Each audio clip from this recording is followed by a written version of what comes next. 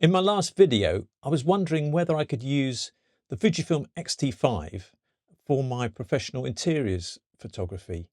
So I set out to try and investigate that and did a couple of tests and thought you might be interested in seeing the results. Along the way, I uncovered a few things that I hadn't really occurred to me that suddenly occurred to me, and also sort of disappeared down sort of endless rabbit hole of workflow and what's the best workflow and what's the best software to use and the best file processing sort of route to go down. So, but I'll try and I'll come back to that later. But firstly, yeah, I wanted to get into the tests and show you what happened. So welcome back to the channel, and or just welcome if you haven't been here before. And yeah, my name's Simon. I'm a professional photographer based in the south of England, and I want to give you my thoughts and chat a bit about my photography. So to answer this burning question, can I use my X-T5 for my professional interiors work? I set up and took some shots in one of my jobs that I had to do, and also in my own kitchen, and set about taking some similar shots with the Fujifilm X-T5 with the 10 to 24 millimeter Fujifilm lens and my Sony A7R3s or A7R III with a Sigma 14 to 24 lens. And yeah, I was sort of quite surprised by the results, really. So I did the shoots and whacked all the pictures in the computer, and I thought I'd just show you the couple of edited images that I got from the test and talk through that a bit. So let's go over to the computer and we'll do that. And then I'll come back and talk to you about the all of the other stuff that happened and the rabbit holes I went down, came back up and went back down again. So let's jump into that. So here we are in Capture One, and I've got two pictures which I took on a shoot recently. The one on the left is with the X-T5 using my 10 to 24 Fujifilm lens, and the one on the right is the Sony A7R III using a Sigma 14 to 24 full frame camera with a full frame lens, obviously. So I've tried to edit them similarly. Obviously there's differences, so don't be too harsh on me. I just wanted to sort of show you the general quality and all of that sort of thing. So if we zoom into 100% on both around this cooker region, you can see it's slightly lighter the way I've edited it on the Sony, but in terms of the actual picture and the sharpness and everything all seems very similar. Moving over to this cooker, you know, you can still read these things, and if we go in even more, you can see that, I mean, there's arguably the Sony's, I don't know, really, the Sony's slightly better. It's very difficult to tell. I mean, that's sort of says it all, really. You know, why am I bothering? The only place I really notice is it down here in the corner, bottom left corner. The Sony has a bit more sharpness, but I think that's due to probably more the lens than the actual format of the camera. And I mean, this is right down in the corner.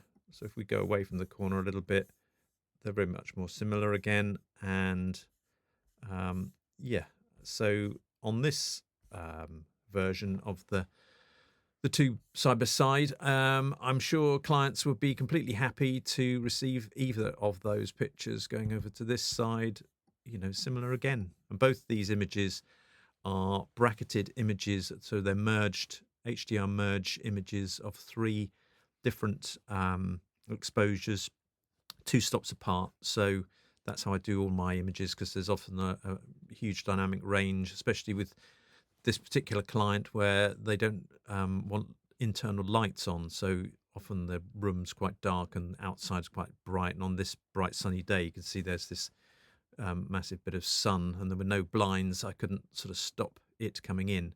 So yeah, but anyway, on the basis of this picture, I should think that I completely can do my professional interior work with my X-T5.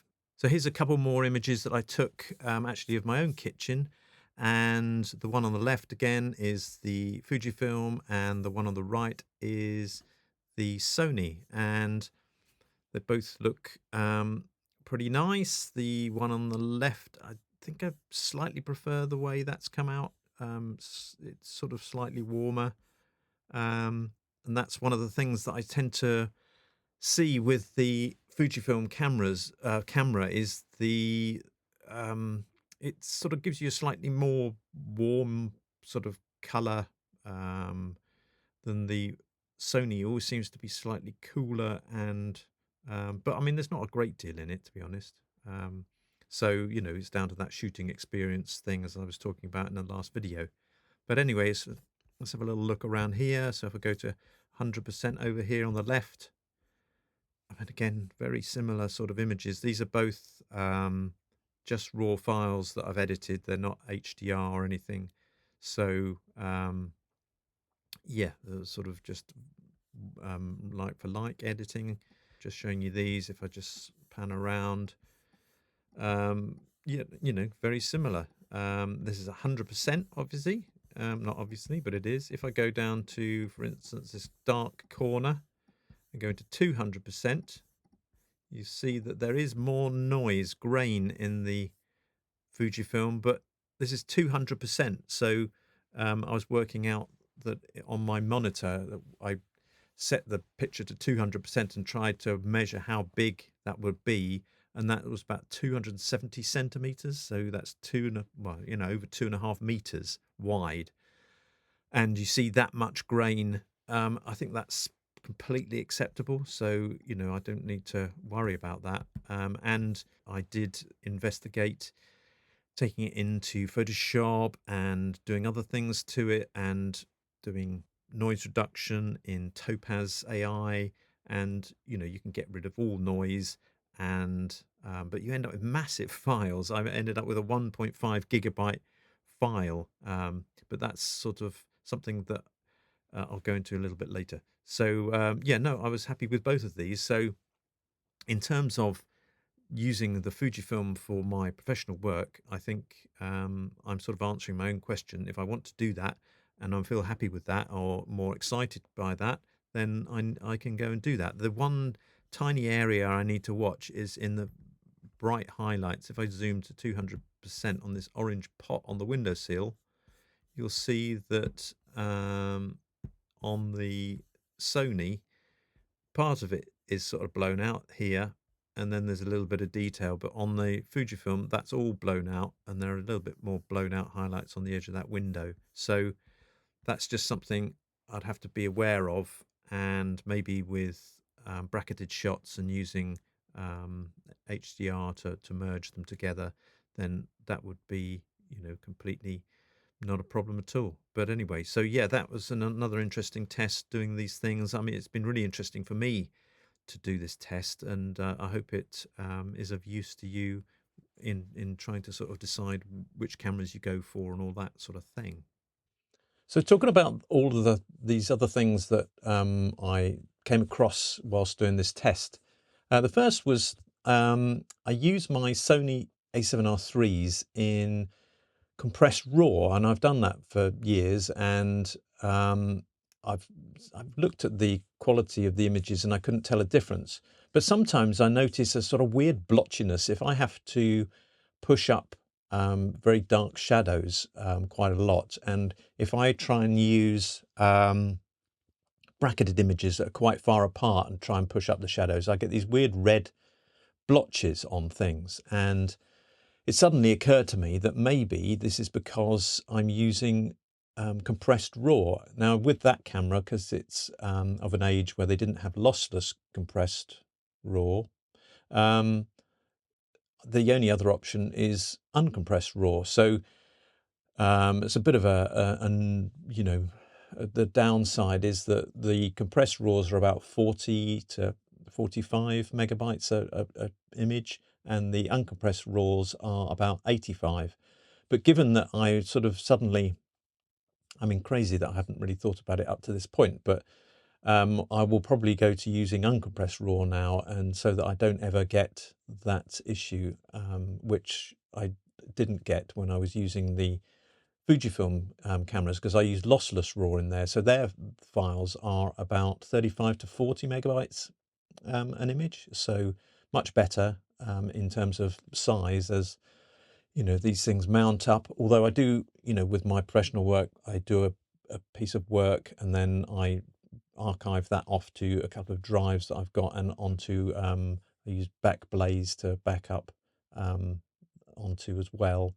So that's sort of, I try and keep moving that away so that it doesn't clog up my computer, because obviously that would get very full very quickly. And then all these sort of rabbit holes that I went down. So my workflow up to this point has been in Capture One, doing most of my raw editing. And then sometimes I take the pictures into Photoshop to do work where I have to replace bits of a scene. When I'm doing exterior shots for house developers, often there's a lot of detritus and things lying around or in the background, and I have to get rid of them and even make roads and repair grass and all that sort of stuff. And Photoshop's very good for that. And recently I've started using Luminar Neo to add a few finishing touches. There's a glow plugin that they have that adds a really nice sort of quality to things if you add it in just a tiny little bit. And some of the other things on there are really useful for just adding sort of finishing touches to stuff. So, but then I had a few issues recently with the HDR merge tool in Capture One. Sometimes when it auto aligns, it doesn't auto align, and I got a tree that had obviously moved around in the wind, and it gave me like an echo of the tree. So I started thinking about whether I should use Luminar Neo for HDR merge, but then that creates a TIFF file, not another DNG RAW file, and yeah, so all of this sort of started me thinking, should I use Luminar Neo from the ground up? And at the moment, I find the transform tool where you can get your verticals straight, not quite as intuitive or flexible as Capture One. Where Capture One, I've got a manual mode and I can choose what we use as verticals or horizontals in a picture, whereas with the Luminar it's all done sort of behind the scenes, so you can't do that manually. So I haven't used Luminar at this point, and also the masking in Capture One I find really cool. The AI mask, I think that's what they call it, is really cool. The way you can zoom in and it will sort of assess the scene and give you the possibility to mask in a tiny little bit is really powerful. So yeah, I started sort of faffing around with all these things and obviously trying to work out the best way to use the Fujifilm files. And as I think I said earlier, I ended up with one file where I ended up putting some Topaz AI, Photo AI noise reduction on as well. And I ended up with a file that was 1.5 gigabytes big. So I don't really want to do that for, if I do 40 or 50 shots, that's going to make projects massive. So all these tools are very good, but it's trying to work out the best way to utilize them. And I sort of went round and round and round and came back to Capture One. There were a couple of weird anomalies that I was finding, but some of that was to do with some of the settings in the lens module, where I was trying to sharpen the outsides of the lens and all of that sort of thing, and do diffraction correction, that was producing some weird anomalies. So it's always useful doing these things, because you reassess and you sort of make because it's very easy to sort of just get set in your ways and just trundle along in a way and not think, is this the best way, and am I getting the best out of all the possibilities that I've got with me? So all of those things, I mean, it doesn't sound that much, but I've been lost in the computer for hours. So yeah, hopefully I can sort of get on top of that and come back to you maybe one time with an updated workflow of how I can utilize all these cool pieces of software to maximize their benefits. But getting back to the sort of main question, the Fujifilm X-T5 I think will come out with me on some interior shoots, and I'll use it and see, you know, how it goes, and you know, whether it feels better. One of the main things is, although it hasn't got a tilty flippy out screen, the screen can both tilt backwards and to the side. So sometimes when I'm sort of backed up against the wall, that would actually be really useful to be able to see that from a sort of side angle, and that's something that I sometimes struggle with. So yeah, watch this space, and I'll come back to you and see, you know, if I can actually take that out, and I'm happy with that, and all goes well. But yeah, so thanks for watching again. If you like what you've heard, yeah, press the like button, and you know, if you subscribe to the channel, that will really help me carry on making videos like this, and anything that you feel, you know, I haven't touched on, or you know, want to raise a comment, do so in the comments, and I'd be happy to have a chat with you, and maybe that'll lead to some other videos in the future. But thanks for watching. Cheers. Bye.